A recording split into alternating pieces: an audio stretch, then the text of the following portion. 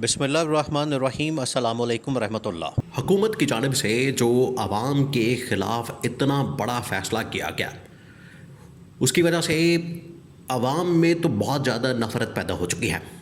आवाम जो इस वक्त गालियाँ दे रही है, आवाम के अंदर जो इस वक्त नफ़रत की लहर दौड़ गई है और हुकूमत के ख़िलाफ़ जो पहले ही नफ़रत पाई जाती थी उस पर इजाफ़ा हो गया है। ये जो नफ़रत है, इसको इत्तेहादी जमातें भी बर्दाश्त नहीं कर पा रही।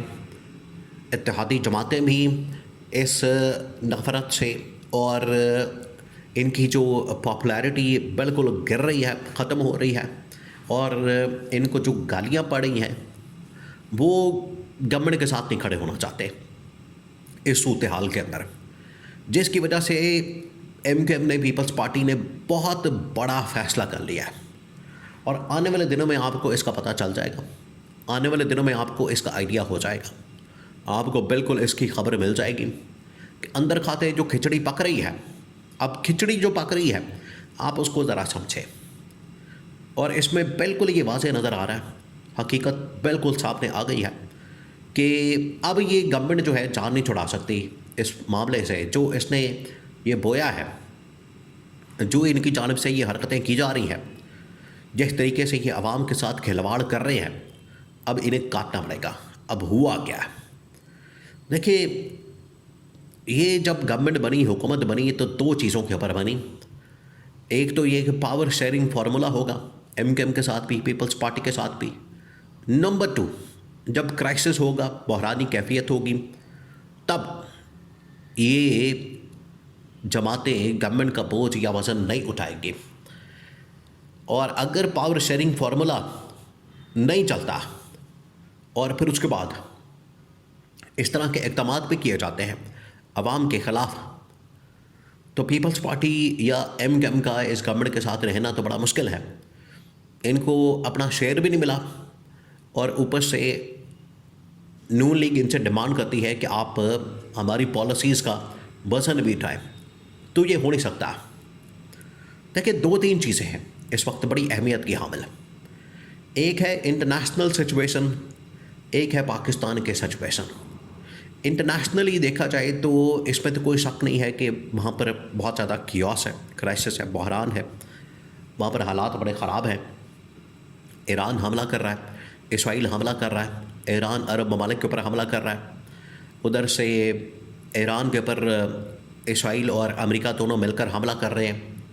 दोनों इस वक्त आमने सामने हैं, दोनों के दरमियान लड़ाई जंग वो तो हो रही है और लेटेस्ट उसके अंदर बहुत ख़तरनाक और ख़ौफनाक चीज़ें हो रही हैं।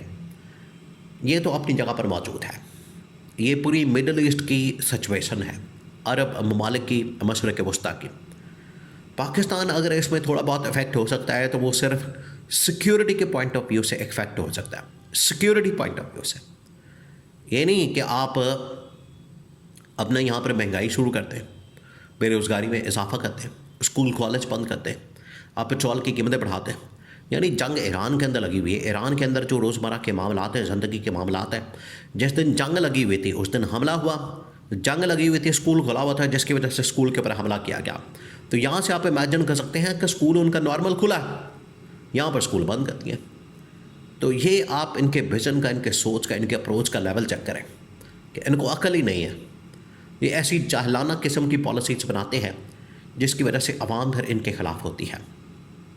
अब जो सूरत हाल पैदा हुई है पाकिस्तान के अंदर, ऑलरेडी ये जो जमातें हैं आपस में, इनका जो पावर शेयरिंग फार्मूला है उसके ऊपर शदीद तरीन एक दूसरे के साथ इख्तलाफात और तहफ़्फ़ुज़ात हैं, एक दूसरे के साथ चलने के लिए तैयार नहीं। और इनकी जो लड़ाई है वो इसी पावर शेयरिंग फार्मूले के ऊपर है कि हम किस तरह से आगे बढ़ें, किस तरह से आगे चलें।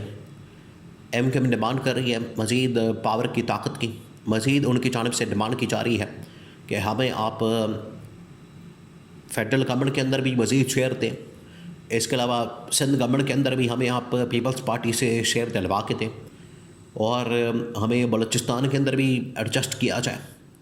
तो ये अब MKM की जो डिमांड की लिस्ट है वो बढ़ती चली जा रही है। दूसरी जानिब जो पीपल्स पार्टी है, पीपल्स पार्टी इस वक्त तमाम के तमाम TV टॉक शोज़ के अंदर, जिस दिन से ये कीमतें बढ़ाई गई हैं, 2-4 दिन हो चुके हैं। नून लीग तो इसको डिफेंड करने में बिल्कुल नाकाम है।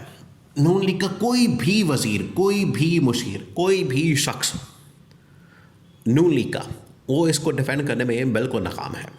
उसको डिफेंड ही नहीं कर पा रहा और यही बात करता है कि नेशनली प्राइसेस बढ़ गई, कीमतें बढ़ गई, ये हो गया, वो हो गया, जिसकी वजह से हमें ये करना पड़ा। तो आप फिर गवर्नमेंट किस काम की है? आप फिर हुकूमत किस मर्ज़ की दवा है? आपको फिर किस मकसद के लिए लाया गया? ये तो एक आम आदमी भी कर सकता है कि इंटरनेशनल कीमतें बढ़ गई, हमने भी बढ़ा दी, इंटरनेशनल कीमत कम हो गई, हमने भी कम कर दी। तो फिर आपका विज़न, आपकी परफॉर्मेंस, आपकी कारकर्दगी कहाँ है? असल सवाल ये है। फिर आपका फ़ायदा तो टके का फ़ायदा नहीं हुआ कि जो इंटरनेशनली हो रहा है आपने भी वही कर दिया, तो आपका फिर आने का फ़ायदा क्या हुआ?